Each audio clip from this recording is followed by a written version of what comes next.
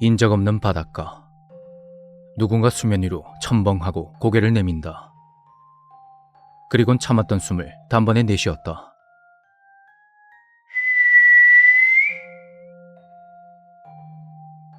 그녀는 이 지역의 최연소 해녀다. 35세 하은영. 1년 전 도시의 치열한 삶을 버티지 못하고 도망치듯이 이곳 강원도로 왔다.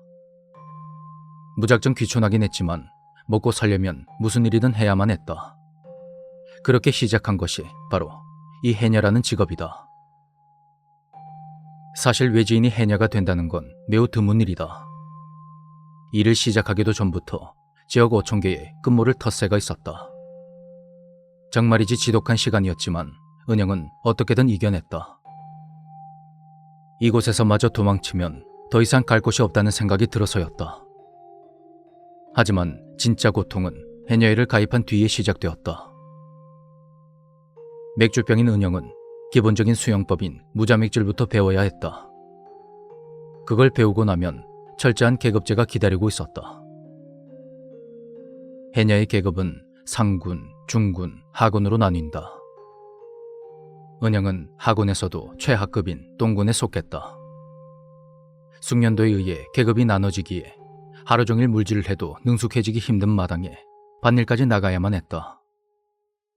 해녀의 수익으로는 생활하기에 턱없이 부족하기 때문이다.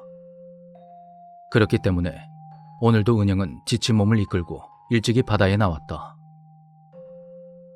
해녀들이 물질을 시작하기 2시간 전이다. 본래 해녀들이 잠수를 하는 시간은 정해져 있고 그때 단체로 물에 들어간다. 하지만 이대론 평생 동군에 머물러야 하기 때문에 몰래 나와 연습을 하는 것이다. 잠수 시간이 길면 길수록 수익은 늘어난다. 최소 1분은 잠수를 해야 불소라나 해삼을 노릴 수 있다. 잠수 시간이 짧으면 건져 올릴 수 있는 건 돈 안 되는 해조류들 뿐이다. 물 밖으로 얼굴을 내밀고 참았던 숨을 단번에 내쉰다.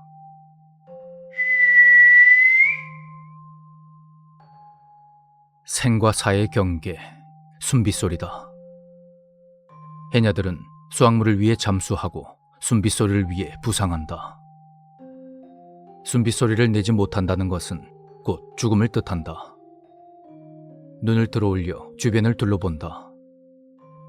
아직까진 주변은 조용하다.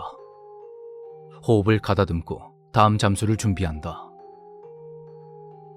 조금 전 물속에서 꽤나 실한 전복을 봤다. 문제는 그게 적어도 15m는 잠수를 해야 손이 닿을 거리에 있다는 것이다.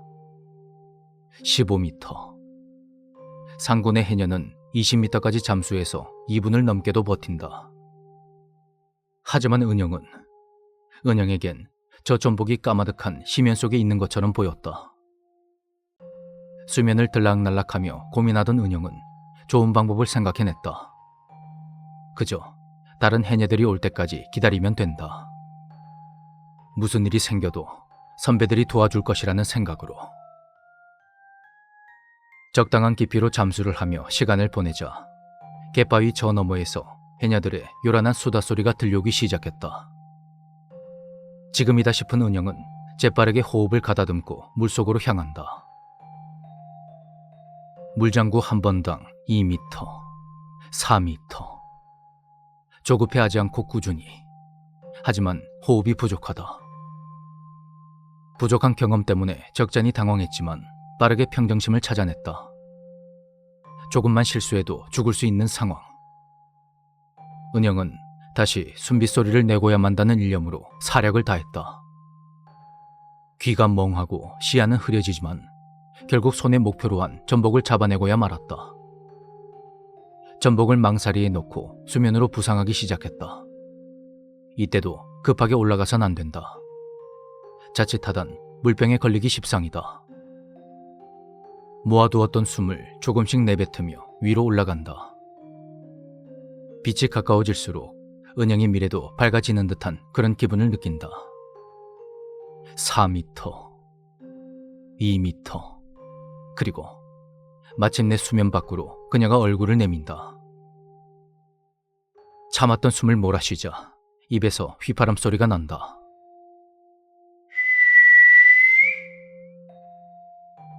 생과 사의 경계, 숨빗 소리. 강렬한 빛에 눈이 멀어버릴 것 같지만 피하지 않고 있는 그대로 받아들인다. 한동안 그대로 있다가 망사리를 확인했다. 바닥에서 건져올린 전복이 온전히 들어있었다. 가슴 벅찬 성취감에 온몸이 짜릿하다. 뒤늦게 주변을 둘러보니 갯바위 위로 해녀들이 늘어서 있는 게 보였다.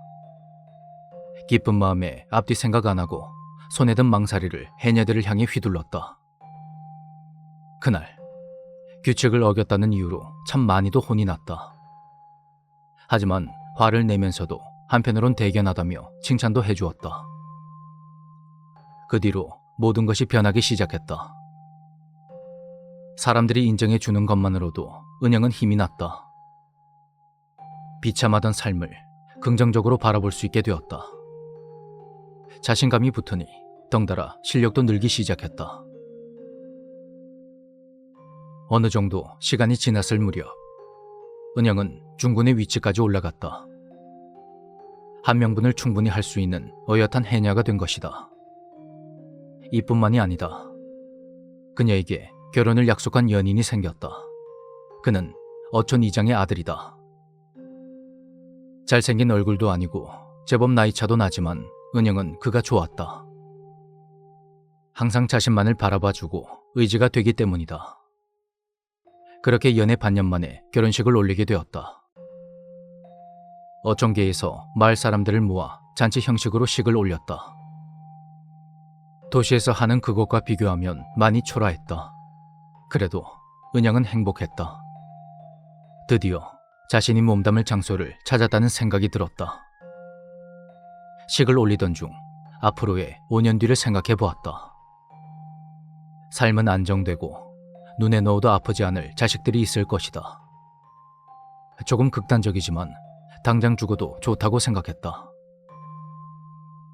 식을 올리고 일주일 뒤 은영은 밥을 먹고 나와 마당에 앉아 있었다.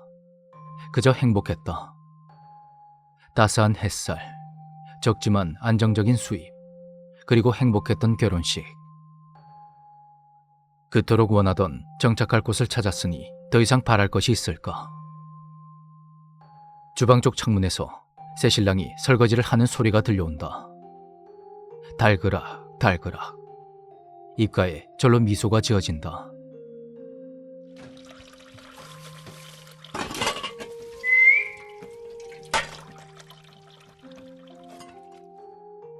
무슨 소리일까? 익숙하면서도 이질적인 소리에 은영은 귀를 기울인다.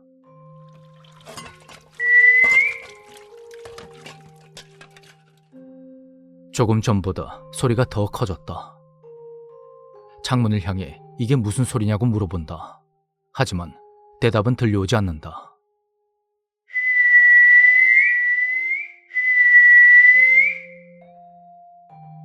불안한 마음이 들어 자리에서 벌떡 일어났다. 그러자 이상한 일이 일어났다. 분명 일어섰다고 생각했는데 은영의 머리는 땅바닥을 향해 있었다. 다시 제대로 일어서려 해도 뜻대로 되지가 않았다. 어디가 위고 아래인지 도무지 알 길이 없었다. 우주에 있다면 이러한 기분일까? 머리가 어지럽고 속이 메스거웠다. 간신히 입을 열어 새신랑을 불러봤지만 무언가 입안에 들어차 소리를 낼 수가 없었다. 짜고 차가운 액체, 바닷물이었다.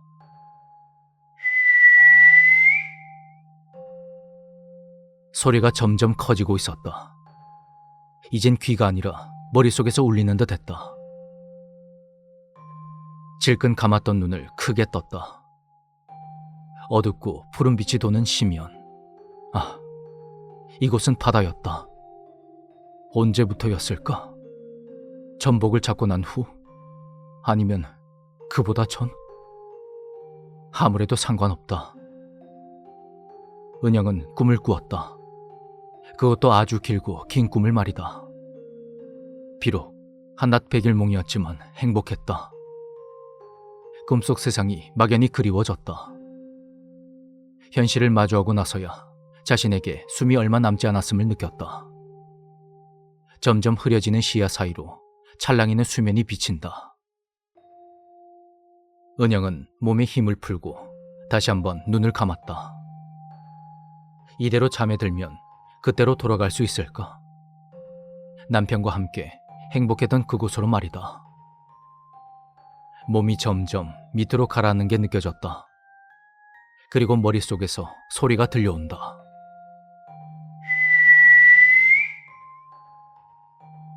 생과 사의 경계. 은영이 끝내내지 못한 숨빗소리였다.